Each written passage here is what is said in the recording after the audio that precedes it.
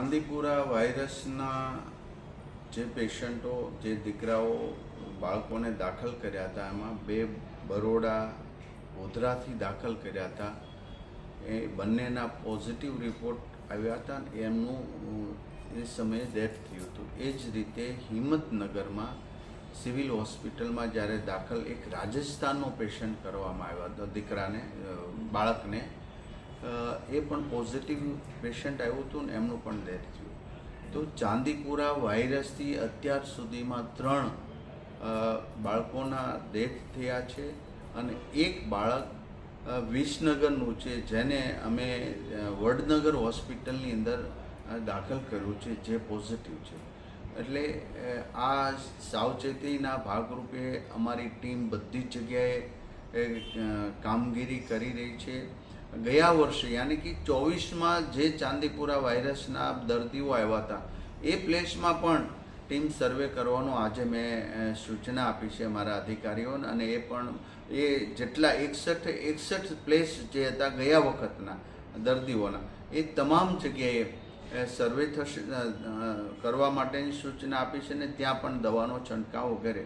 Saint fly નામની આ જે માખી છે એ જે દર્દીઓ જ્યાંથી ગોધરાથી વગેરે ત્યાંથી દર્દીઓ મળ્યા હતા ત્યાં માખી પણ મળી હતી.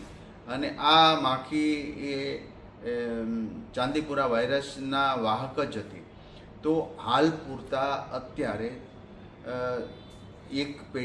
એક બાળકને વડનગર હોસ્પિટલમાં દાખલ કર્યો છે જેનું પોઝિટિવ છે. અન્ય કોઈ શંકાસ્પદ હોય તો એનું દરેક જગ્યાએ સ્ક્રીનિંગ કરવું.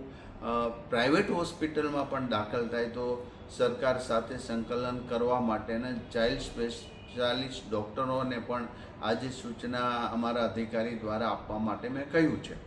તો અત્યારે અમારી ટીમ સંપૂર્ણપણે ચાંદીપુરા વાયરસમાં જ્યાં જ્યાં કેસ શંકાસ્પદ હોય અથવા તો કેસ મળ્યા એ તમામ સર્વે થઈ ચૂક્યો છે, ત્યાં દવાનો છંટકાવ થઈ ગયો છે.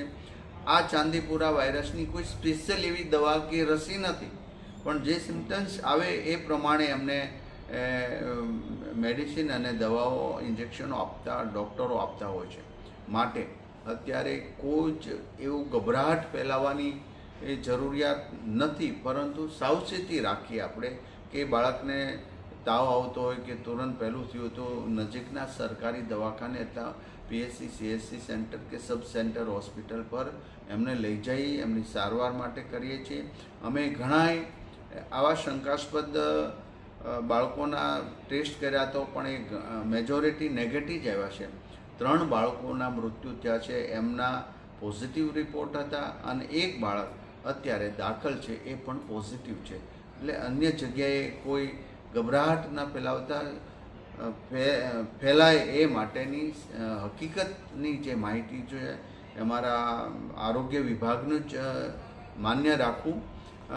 ઘણાય વોટ્સએપ સોશિયલ મીડિયામાં પોતપોતાના રીતે મૂકતા હોય, પણ એવી લેભાગુ તત્વો દ્વારા મુકાયેલી માહિતીમાં વિશ્વાસ ન રાખવો. રાજ્ય સરકારના અમારી ટીમ અને આરોગ્ય વિભાગથી જે સજેશન મળે અને જે માહિતી મળે એ સાચી હોય છે. અને કારણ કે તો જ નહીતર ગભરાટમાં ઘણા લોકોના મેન્ટલી પણ પ્રોબ્લેમ થતો હોય, તો એવી ગભરાવાની જરૂર નથી. ટીમ સતત કામગીરી કરી રહી છે.